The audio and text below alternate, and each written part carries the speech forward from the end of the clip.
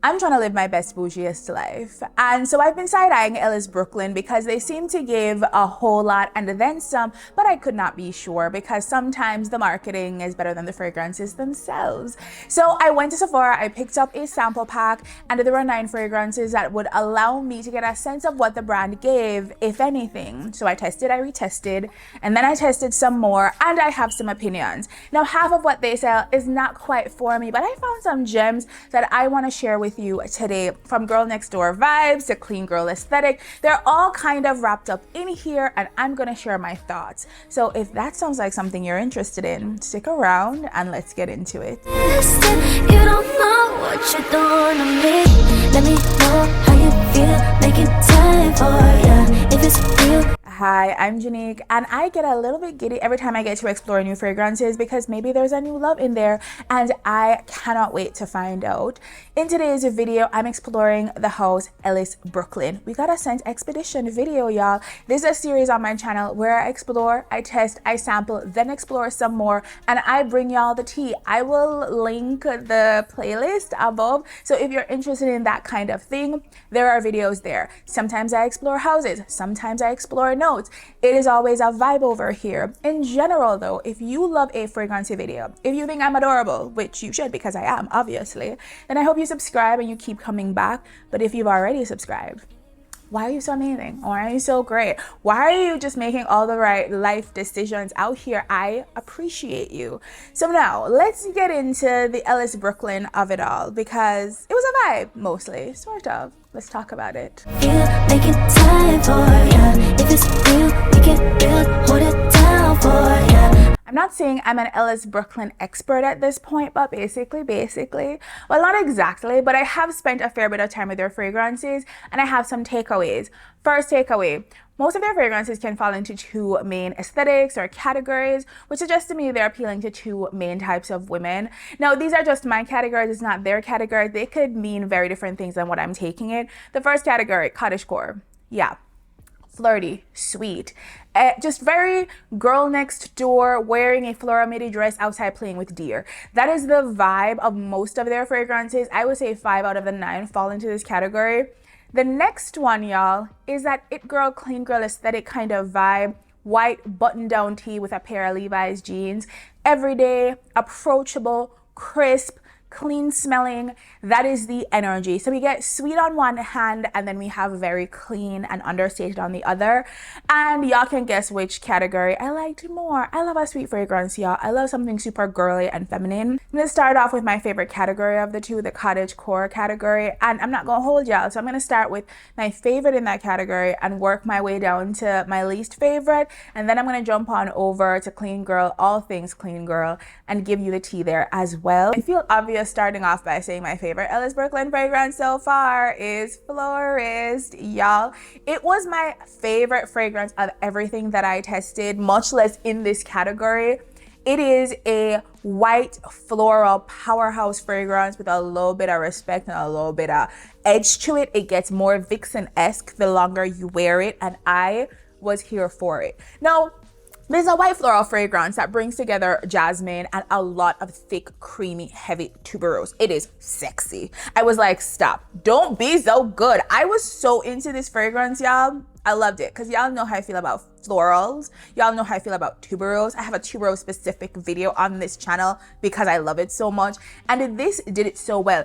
They weren't doing anything transformative. They weren't doing anything brand new. It's a sort of slightly sweet watery pear, some freshness from some bergamot, so some citrus fragrances, some citrus notes mixed together with a lot of white floral energy, a lot of thick, creamy, delicious tuberose. It's a little bit indolic, right? It's a little bit sexier and more carnal than a lot of other tuberose fragrances that are trying to play nice would let you have. And in the base, we have like a little bit of cedar and some amber. It's just the right amount of darkness and edge and grown woman energy that I fell in love with this fragrance real hard. This is full bottle worthy, y'all. It really is, and it was so my jam that I was, I just felt a little bit obvious because I was like, of course I love florists. Of course I love florists. But I did. Like I said, it's a very classic sort of combination of notes, but it's just done very well in this fragrance, and it doesn't sort of hold back or try to be a people-pleasing kind of white floral. My second favorite in the cottagecore category, and my second overall, honestly, was sweet. Now, I'd heard a lot about bee and vanilla milk, so I expected those to, I don't know, hit harder for me, but it wasn't those. It was sweet, plain and simple. Basically, all that it is, it's marshmallow and powderiness. It's orris, it has heliotrope. The heliotrope is putting in a lot of powdery work, a little baby powder-esque, but with the marshmallow, it feels more gourmand and sweet than anything else. There isn't a ton of dimension in here, but you don't need it, right? Like, this is a warm hug of a fragrance. This is a cope fragrance. It's a Sunday. You know you gotta go back to the office on Monday. You don't want to. You don't feel good about it. What do? You put on some sweet and you chill at home in sweat. That is the kind of fragrance that this is. It is really lovely. It's just very sweet and powdery and happy and wholesome. And I very, very much enjoyed this. If it was half price, I'd buy it. If I could pick it up half finished on Mercari, I'd pick it up because I really enjoyed this one. I like her. I loved her sometimes. And I do think it deserves a little bit more hype. I know that the other ones are more popular, but for me, this was my second favorite overall and definitely in this category. It's Sweet Baby, and I love sweet shit. So in the number 3 spot in this category is Vanilla Milk, which I am a little bit on the fence about. There's a part of me that is kind of obsessed and another part of me that is kind of repulsed, and there is a lot happening. I will say the more I wear it, the more I like it. My first impression of this fragrance was not great, but at this point I like it a lot more than I did in the beginning. So let me tell you what this is giving. It is giving a boozy vanilla ice cream that is turning just a little bit. Like, it's almost too sweet. Now, here's the thing. Your idea of too sweet and my idea of too sweet can be just a little bit different. I will say though that I tend to love over the top candied sweetness. It's a fragrance that smells like Kool-Aid that I have, that I'm obsessed with. I love sweet shit. But this one, I think because of the booziness and the milkiness, that sort of lactonic undertone makes it feel a little bit overwhelming. Like, there is a lot happening here. What I will say is I put some respect on Ellis Brooklyn's name. This fragrance is not a shy, demure sort of version of vanilla milk or vanilla ice cream. It is very much leaning into a more controversial side, in my opinion. So let me tell you what I love about this. The vanilla is sweet, it is yummy, it is creamy, it is thick. I love that. There is a slight saltiness or skin scent that makes it feel decidedly perfumey than perfectly gourmand. I love that there is a boozy element to it. I love a liquor feel in my fragrance, but that liquorness, that sort of, it makes you feel just a little bit disconcerted, right? When you add it to the lactonic milkiness, the combination feels like they shouldn't go together. Is this a White Russian or not, right? That is the vibe of this fragrance. So like I said, at the outset, I wasn't sure because I thought I was just getting vanilla milk. Creaminess, sweetness, loveliness. And they threw in a whole bunch of other shit that I did not expect. So I will say, is this full bottle worthy? Maybe. If I were to wear it more and came better to appreciate how everything came together. I also am kind of intrigued at how this would macerate and how it would smell over time as that vanilla deepened and darkened. So I'm not ruling this one out. I will just say it is not as approachable as I expected. It's a little bit more controversial than I thought, and I really respect Ellis Brooklyn for going with it because they could have just given us a very basic, simple vanilla and we would have loved her, but they didn't. They gave us something a little bit extra. I will say as well, just an added bonus on top, the longer you wear this fragrance, the sweetness sort of dissipates, right? And the milkiness comes through a lot heavier the longer you have it on. So it's sort of the skin scent milkiness that is not for everybody because not everybody wants to smell milky. But I will say that's what happened. So the longer I had it on, that sweetness that I found a little bit cloying just sort of went away just a little bit. And I was able to enjoy this fragrance a lot more in the dry down than anywhere else. But I do like it. I'm just not obsessed, I think. The next fragrance that I tried that I liked, I didn't love, was Sunfruit. No, this could be in the Clean Girl, like a sweeter version of a Clean Girl fragrance, or in the Cottagecore section. It does feel like a very sunny fragrance. So what is in this? It's like a mixture of soft, supple florals that aren't too aggressive. It's the floral that plays very nice, but has a kind of roundness to it. It doesn't feel very light and airy, right? So there's a smooth creaminess to it coming from some coconut, but it's a suntan lotiony coconut. So that brings me to the next point, which is that it has a clean smell about it, almost a conditioner kind of smell. Like, that's what this is. This is like a very expensive conditioner. The creaminess, the sweetness, the thickness, all coming through, the freshness with a little bit of floral fruitiness as well. I enjoyed this. I just was not blown away by it. I thought it smelled nice. It was very understated. It didn't try too hard. It's a kind of everyday fragrance you would wear to run errands or go to the gym. That is the kind of fragrance this is. Very soft, very pretty, but very clean smelling as well. Nothing crazy, but nice. Have you subscribed yet? I'm just reminding you because I'm such a giver. It's not for me, basically it's for you, just in case I post. I know you want to be reminded by YouTube, so I'm putting it out there. Just click the subscribe button. It's not hard or whatever. It's totally free, and you get to spend some more time with me.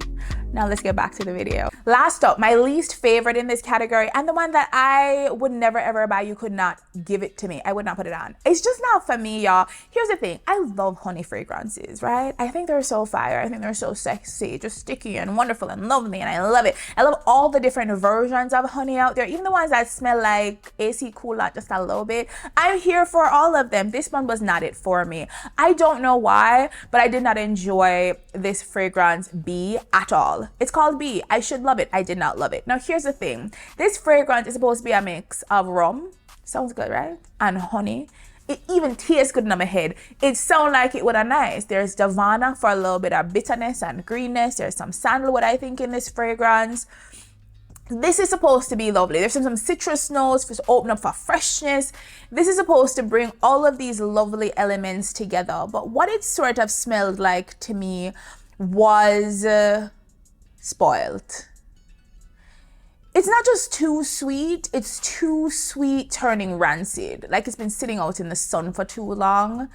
There's something very raw smelling about it. Now, I know that there are a lot of honey fragrances that have an animalic kind of tinge to them.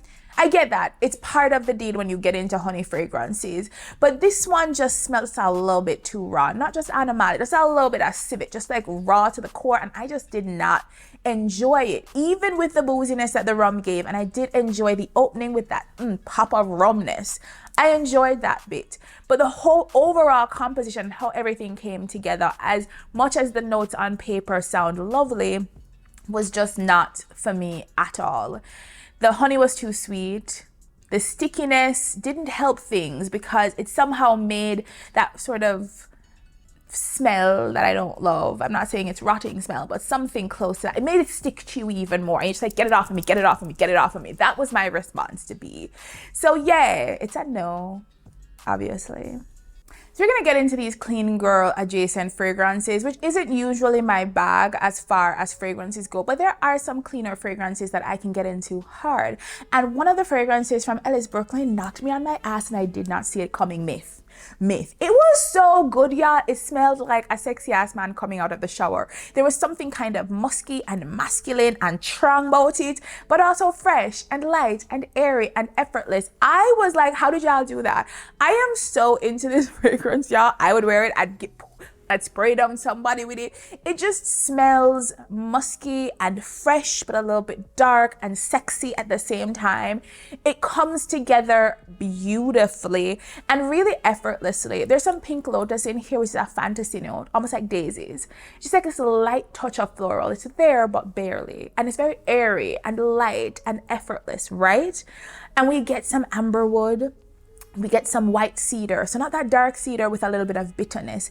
It's something else. There's some cassis in here for some greenness, just a little bit of earthiness to this fragrance. And we have all of these soapier elements to this fragrance that just makes it feel fresh and bright and perfect for every day when you ain't even trying. I would wear this, y'all, like in the middle of summer, going to the beach, just really sunny and lovely and happy, and just not really trying to make much of a statement. It's like, it's, you know what it kind of reminds me of? It's in the same vein of something like Santal 33, like in my head anyway.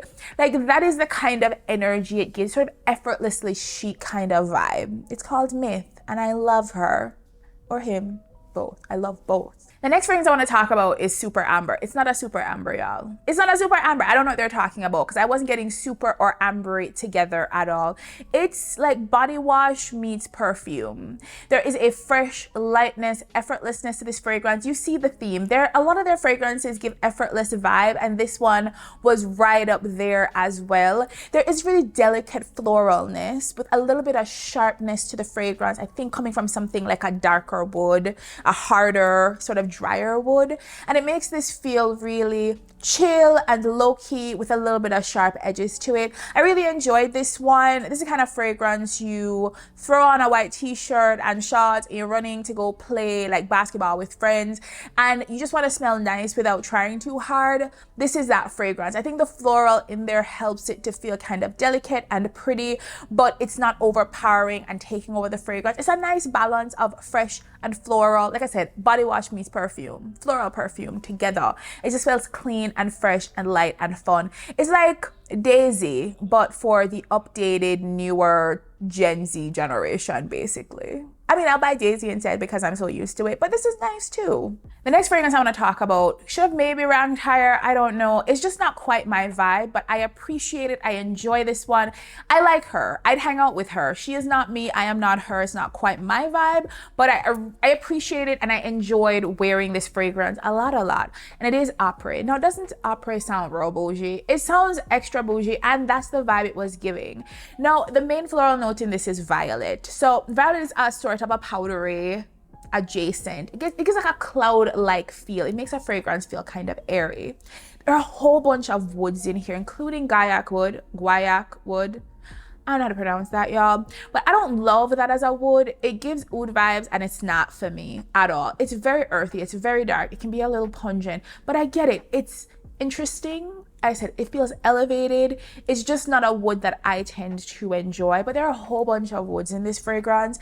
There are some aromatic elements like saffron, which again, elevated, makes it feel a little bit more unisex, heading into masculine territory. I enjoyed that.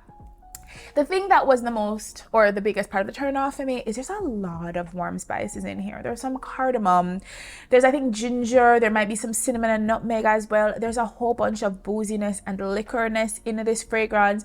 So on the one hand, it has this sort of soapy sandalwood, right? Like a sandalwood body wash, right? A lot of warm spices, some aromatics like saffron, and a kind of cloudiness, powderiness that violet gives. Together, it comes together to make this fragrance feel like you belong on a yacht somewhere and you're going to be living your best yachting life, whatever people do on yachts, I don't know. But that is what is happening with this fragrance. It gives après-ski vacation. Like it really does give that kind of energy. And I appreciated wearing it, even though I recognize I never reach for it myself because it's just not something that I tend to want. It's too many woods, number one. Number two is too many fucking warm spices. And the number three is a little bit too masculine for me, but it's nice. It's just not for me. The last fragrance of all of them, so I guess my least favorite of all the fragrances that I tested from this brand, is salt. Because number one, although I love me some salt in a fragrance, this was a promise not met, because where's the salt? Most of the salt doesn't come through till basically the dry down. This fragrance starts off sweet and shampooy. It's like one of those like ads for hair care, like a Pantene commercial with shampoo where they're outdoors, it's summer and it's the lemony version. Like that is the sort of energy. It's happy, it's outdoors, it's sunny, it's nice, it's sudsy. That is the vibe of this fragrance right out the rip. I think it's like terry flower, maybe some ylang ylang. It's very sunny, it's very bright, it's not very salty at all. It's not very woody. It's just a sweet shampoo, and I think, you know what? I can't buy that for like $6. I don't need to buy Ellis Brooklyn fragrances to pull off Pantene shampoo. That is not what I'm going to do. Now, as this dries down, it gets saltier, but by then I've given up. I've given up on wanting to smell salty, and I don't just want to smell salty, I want to smell salty with other things. By the time the salt comes through, everything else is basically gone. It's not terrible, it's not bad, but it just wasn't, I don't still like it, y'all. It's not terrible, it's just not, no, it's a no. So y'all, that was all of them, all 9 fragrances. Now look at me. I didn't really hate any of these. I didn't want to fight anybody. Is that a good thing or a bad thing? Did everything just play just a little bit too nice? I think what it is that they have a clear vision of the woman they're marketing to and they're making fragrances for. And because of that, there is like an internal consistency to their fragrances. And so you either like that sort of line of thought or that line of artistry or not. And I do love a cottagecore adjacent kind of fragrance because even though that is not my aesthetic specifically, it's a little too outdoorsy, you know? Other than that, I do love those type of fragrances. And so everything they put out in that category kind of worked for me, except for B, because why? I don't get it. But also, even the clean girl stuff, which is not quite my vibe, I could get on board. I could imagine myself being that type of woman, and I was not mad at her or me.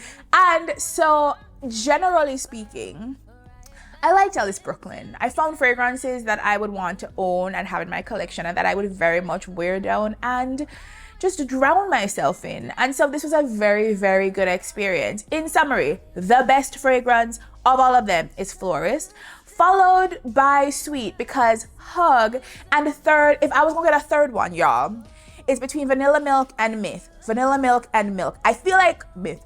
I feel like I wouldn't get Vanilla Milk because I got a lot of shit that kind of and Bianco Latte spoils me for a lot of other brands because why is that one so good and other things not as good? I don't know. Anyway, thanks for stopping by for this ScentXpedition. I appreciate it. I will link my last one. I think it was All Things Floral. If it wasn't, whatever it was, I will link it above because it was probably a whole vibe because they always are. And what I'll also do is link the playlist. You can check it out. You should leave a comment down below if you tried any of these fragrances, which ones you love, which ones you hate, which ones you're considering getting yourself. I want to know all about it. Again, I'm Jeanique, lover of all things bougie, and I will bring you the tea about that every single time because you deserve to know as much as I do. And I'm a giver, obviously. Bye, y'all.